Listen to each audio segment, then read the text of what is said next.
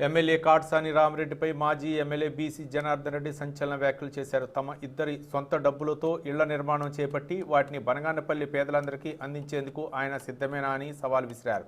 ఈ కార్యక్రమానికి ఎన్ని కోట్లైనా ఖర్చు చేసేందుకు తాను సిద్ధమన్నారు.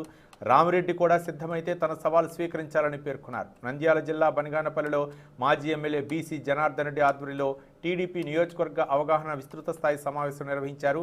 ఎమ్మెల్యే కాట్సాని రామిరెడ్డి క్షోభ పెట్టి మానసికంగా టార్చర్ చేయడం వల్లే కొడుకు నాగార్జున రెడ్డి ఆత్మహత్య చేసుకున్నారని ఆరోపించారు. స్వార్థ రాజకీయం కోసం సొంత కొడుకునే కాట్సాని రామిరెడ్డి హత్య చేశాడంటూ విమర్శించారు బీసీ జనార్దన్ రెడ్డి. నీ కొడుకు నాగార్జున రెడ్డి ఏ విధంగా చచ్చిపోయాడు? రామిరెడ్డి నీకు కొడుకు చచ్చిపోయినప్పుడు రామిరెడ్డి ఏ విధంగా ఉన్నాడు?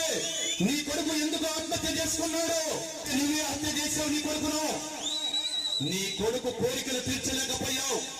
నువ్వు శోభ పెడితే ఆ కుర్రాడు పాపం తట్టుకోలేక నీ శోభ గురించి మాట్లాడలేక చెప్పలేక ఉరి వేసుకొని పాపం ఆ జీవి వితంత జీవి అయితే నువ్వు మళ్ళీ ఏడుస్తా మాట్లాడి ఏదో చేస్తా ఉన్నావు నా కొడుకు పోయినాడని.